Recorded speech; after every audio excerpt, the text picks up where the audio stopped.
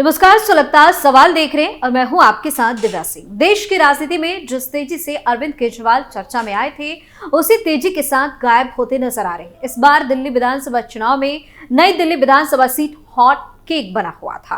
पिछले 3 चुनाव यहां पर अरविंद केजरीवाल के लिए बहुत आसान थे, पर बीजेपी ने इस बार उनके सामने अपना तुरुप का इक्का लगा दिया था। इसके साथ ही कांग्रेस ने भी केजरीवाल को हराने के लिए यहां से अपना जबरदस्त उम्मीदवार उतारा। जाहिर है कि अरविंद केजरीवाल के लिए इस बार मैदान पहले जैसा साफ नहीं था। फिर भी अरविंद केजरीवाल पार्टी के सबसे बड़े नेता हैं, आम आदमी पार्टी के वैचारिक तौर पर आधार भी हैं। उनकी नई दिल्ली सीट पर हारने का मतलब है कि जनता ने उनकी पार्टी को ही नहीं बल्कि पूरे तरीके से उन्हें भी नकार दिया है। जिस तरह की शर्मनाक हार केजरीवाल की हुई है, उसके बाद तमाम तरह के सवाल सुलग रहे हैं। दिल्ली चुनाव में कैसे शर्मसार हुई आप? ब्रांड केजरीवाल क्यों हो गया फ्लॉप? क्या है केजरीवाल के हार के बड़े कारण? कांग्रेस ने कैसे लिया केजरीवाल से बदला? इन सवालों ने सियासी पारा हाई कर दिया है और केजरीवाल को चारों खाने चित कर दिया है। देश में भ्रष्टाचार के खिलाफ 13 साल पहले खड़े हुए आंदोलन से निकलकर अरविंद केजरीवाल ने राजनीति में कदम रखा। केजरीवाल ने अपने पहले ही सियासी मैच में शानदार प्रदर्शन कर सभी को चौंका दिया था। इसके बाद दिल्ली में 3 बार सरकार बनाई, जिसमें 1 बार गठबंधन और 2 बार प्रचंड बहुमत के साथ। इसके साथ ही आम आदमी पार्टी को राष्ट्रीय फलक पर पहचान दिलाई और पंजाब में अपने दम पर सरकार भी बना ली। लेकिन जिस तेजी से केजरीवाल की अगुवाई में आपका सियासी ग्राफ बढ़ा, उतनी ही तेजी से डाउनफॉल भी हुआ है। दिल्ली की सत्ता में रहते हुए ब्रांड केजरीवाल को एक मजबूत पहचान मिली है। देश में पीएम मोदी के बाद अरविंद केजरीवाल ही सबसे बड़े चेहरे के तौर पर उभरे हैं। बीजेपी जिस तरह से पीएम मोदी के नाम और काम पर वोट मांगती है, उसी तरह आम आदमी पार्टी भी केजरीवाल के नाम, काम और चेहरे पर ही वोट मांगती रही। आम आदमी पार्टी की सियासी ताकत केजरीवाल बनकर उभरे। दिल्ली की सत्ता से कैसे ब्रांड बने केजरीवाल? अरविंद केजरीवाल ने 26 नवंबर 2012 को आम आदमी पार्टी के गठन की घोषणा करते हुए कहा था कि मजबूरी में हम लोगों को राजनीति में उतरना पड़ा है। हमें राजनीति नहीं आती।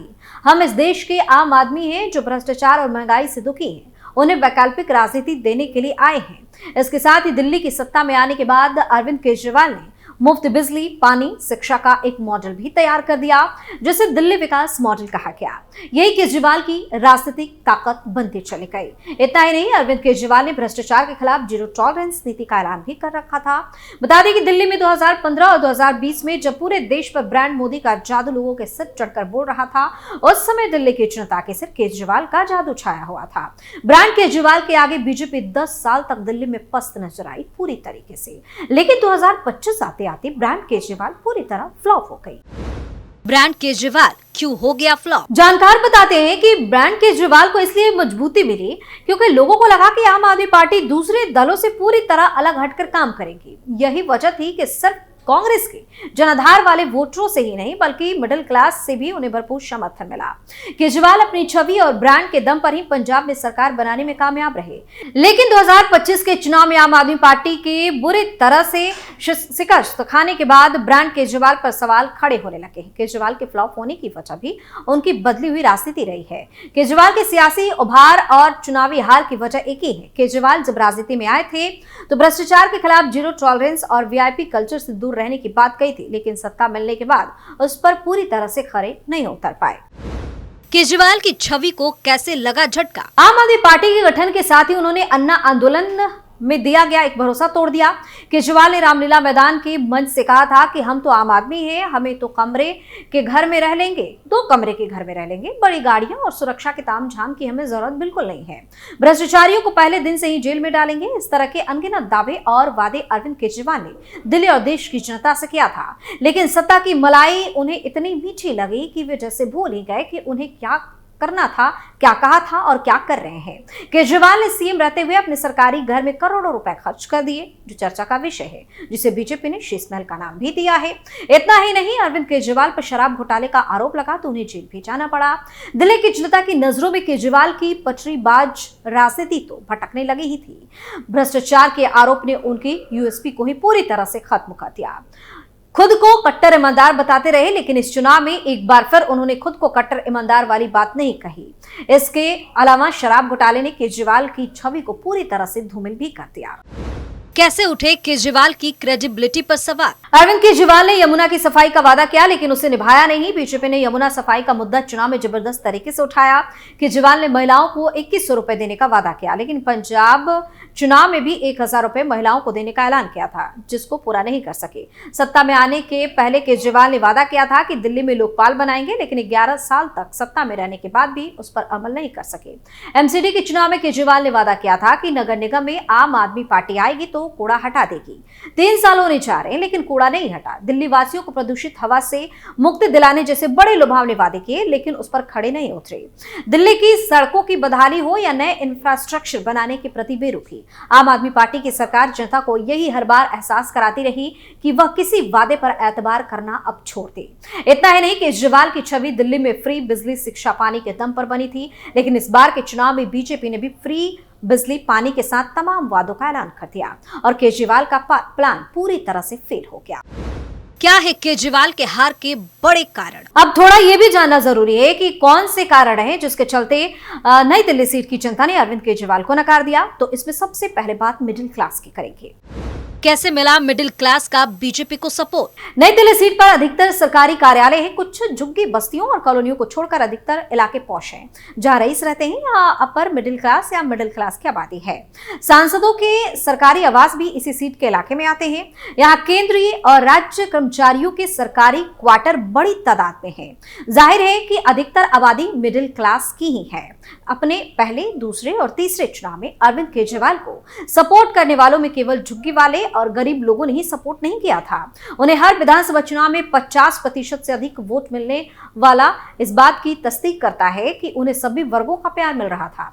पर दिल्ली में साफ सफाई की व्यवस्था, ओवरफ्लो होते सीवर, गंदे पानी की सप्लाई, यमुना नदी का सीवर बच जाना आदि इतना बढ़ गया कि लोगों को पूरी दिल्ली ही झुग्गी नजर आने लगी। नई दिल्ली सीट पर अधिकांश लोग मध्य वर्ग के ही हैं।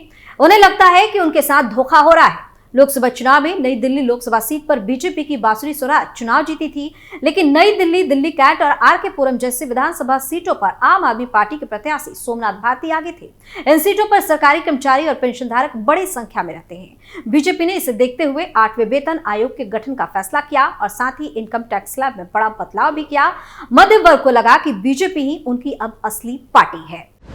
बीजेपी के वादे ने कैसे किया कमाल? इस बार दिल्ली के विधानसभा चुनाव में बीजेपी के प्रचार की शुरुआत पीएम नरेंद्र मोदी के गरीबों को पक्के आवास की चाबी सौंपकर शुरू की गई।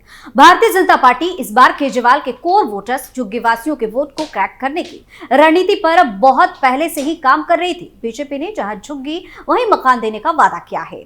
बीजेपी ने झुग्गी बस्तियों में जाकर लोगों को समझाया कि किस तरह नरेंद्र मोदी की गरीबों के लिए योजनाओं को अरविंद केजरीवाल लागू नहीं होने दे रहे।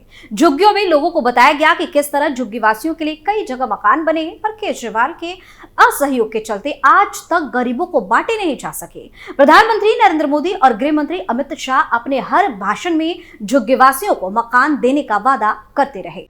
कैसे मिला वाल्मीकि समुदाय का भी वोट? मीडिया रिपोर्ट्स के अनुमानों के मुताबिक यहाँ वाल्मीकि मतदाताओं की तादाद 20,000 के करीब हो सकती है। ऐसा माना जा सकता है कि दिल्ली में वाल्मीकि वोट इस बार बीजेपी को बड़े पैमाने पर मिले हैं। वैसे भी दलित वोटर्स में जाटो वोट और बीएसपी और कांग्रेस को मिलते रहे। इस बार कुछ जाटो वोट कांग्रेस के साथ भी गए। संदीप दीक्षित को जो 4,568 वोट मिले हैं, उसमें अधिकतर जाटो और मुस्लिम वोट ही है।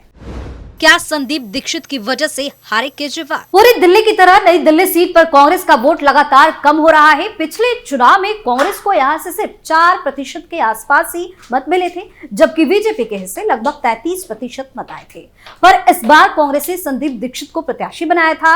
हालांकि संदीप दीक्षित से जितनी उम्मीद थी वो उतना वोट नहीं काट पाए। कांग्रेस से अलग होकर अरविंद केजरीवाल के चुनाव लड़ने की रणनीति थी कि दिल्ली सरकार में नाराज लोगों के सामने बीजेपी के अलावा एक और विकल्प होगा तो आम आदमी पार्टी को फायदा होगा।